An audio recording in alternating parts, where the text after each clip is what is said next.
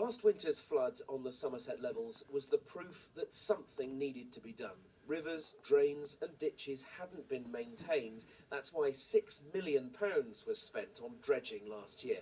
But that was just phase one. This year, attention is moving upstream. We've always said that dredging wasn't the silver bullet that somebody declared it was in the early stages.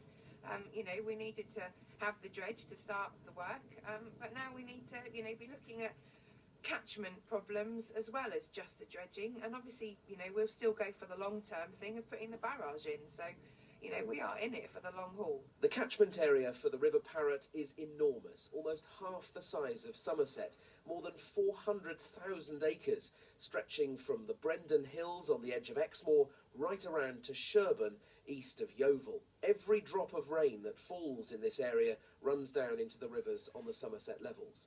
Slowing the rate at which it flows downhill is Action Plan Phase 2. On this farm at Martock, right on the edge of the levels, they've done some work already.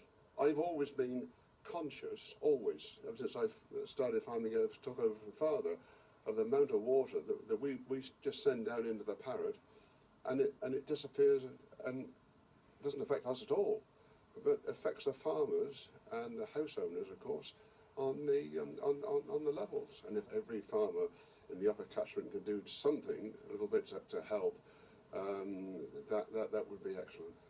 10 years ago they dug this pond to intercept rainwater as it flows downhill. The water is held back and allowed to run out slowly in a controlled way into the River Parrett beyond. They also planted a small area of woodland, which is helping to slow the flow as the trees mature. It's been a success, and now they want to start many more projects similar to this on farmland right across the upper catchment. A partnership of the Royal Bath and West Society, the Somerset Wildlife Trust and the Farming and Wildlife Advisory Group have just won £750,000 in funding to get the project moving.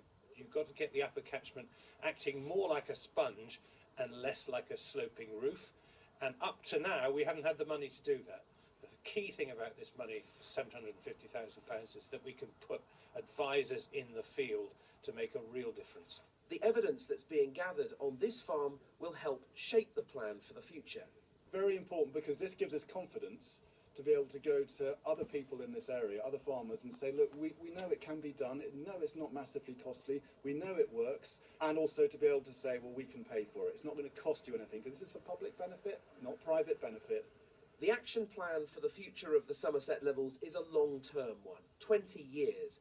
It won't stop the flooding, that's natural here, but it is designed to make flooding less frequent and much less severe than what they experienced here last winter. Bob Cruz, ITV News.